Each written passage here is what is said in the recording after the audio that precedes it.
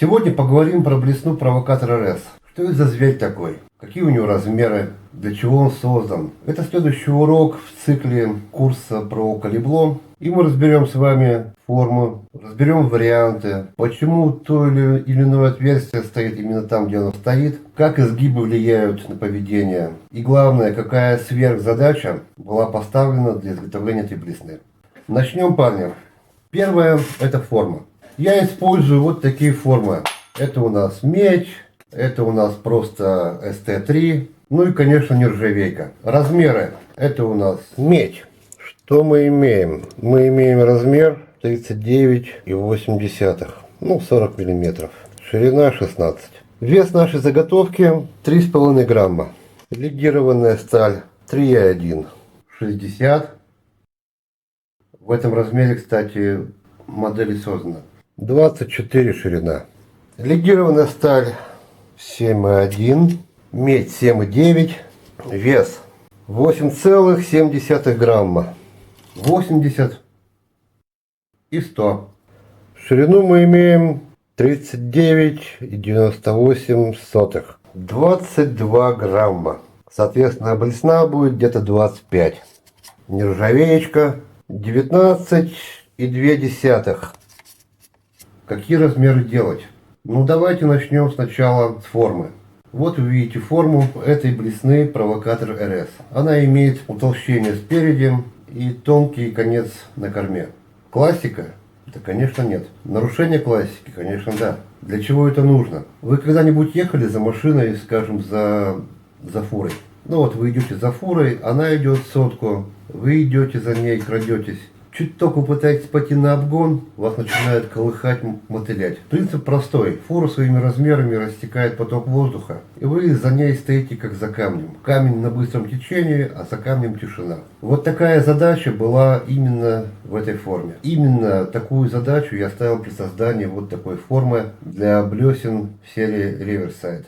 Чтобы блесна стабильно работала на любом течении, чтобы не уводила в штопор, нам нужен перед блесной как раз вот такой тягач, вот такая здоровенная фура, которой и является вот этот наш носик. Он закрывает блесну. Вот видно, да? Вот этот носик у нас идет, и он перекрывает тело. Задача простая. Лопасть нашей блесны закрывает само тело блесны от излишней турбулентности, излишнего движения. И этим носом мы можем заставить блесну быть стабильной, либо нестабильной. Все зависит от нашей задачи. Так, теперь сверхзадача этой блесны.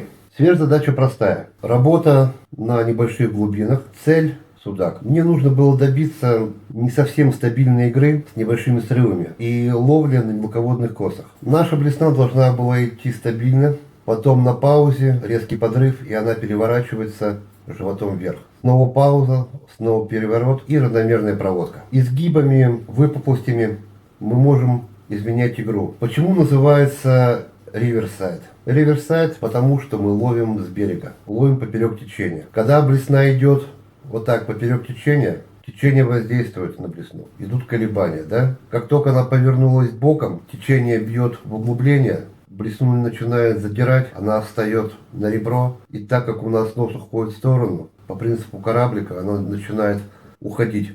То есть уходить вниз бровки.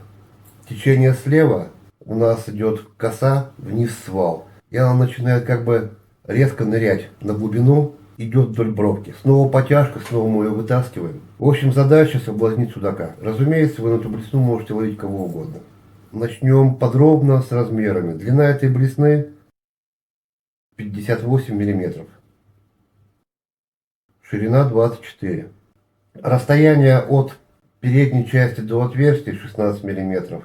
Расстояние между отверстиями. Тут, ребята, вы можете как угодно. Расстояние между центрами отверстий 4 мм. Вас никто не заставляет делать именно 4, либо 3, либо 5. Это на ваше усмотрение.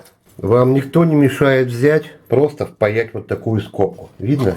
Вот, впаиваете вот такую скобу и не заморачиваетесь. Именно скобу я советую делать на крупных блеснах. В данном случае это сотка. Это под щукаря. Разумеется, карабины, разумеется, поводки. Тут заниматься ерундой с отверстиями не нужно.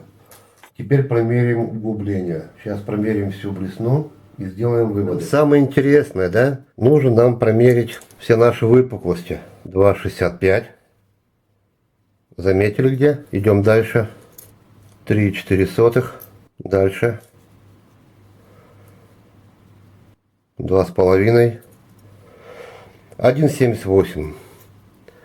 Как вы могли видеть, наибольшее углубление идет вот в этой части. В этой передней части. Так задумано. Весь смысл, чтобы поток, вот видите, она идет вот так. Поток бьется именно об этот животик.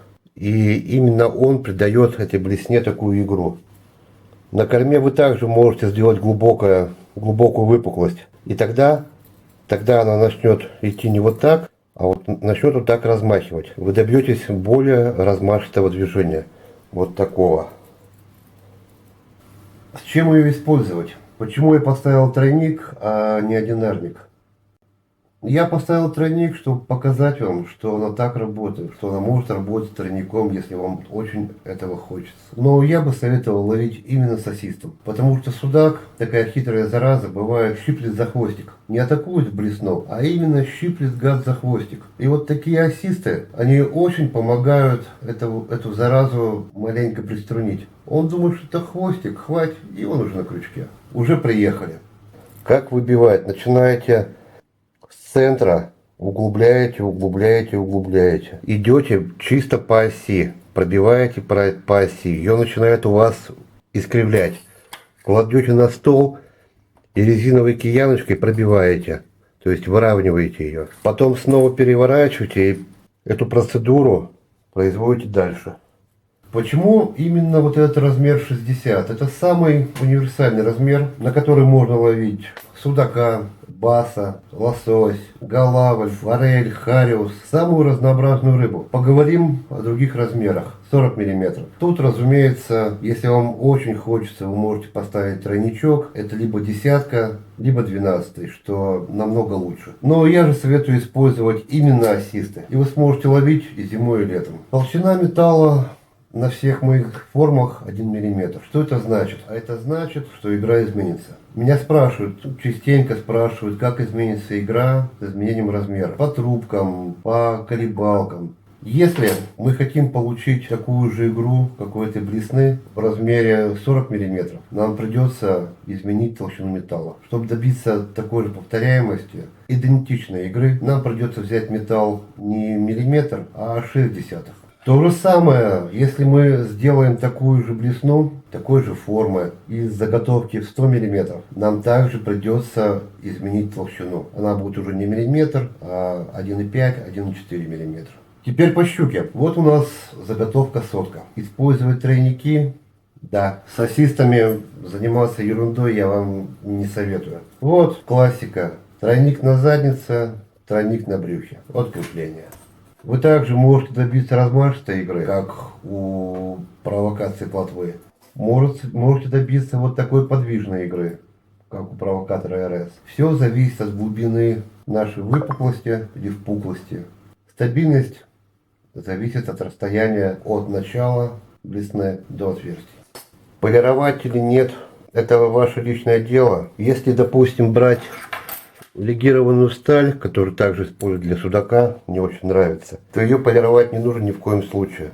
Слишком сильный блеск будет. Просто пройтись наждачкой 500 тысячное зерно. Этого будет достаточно.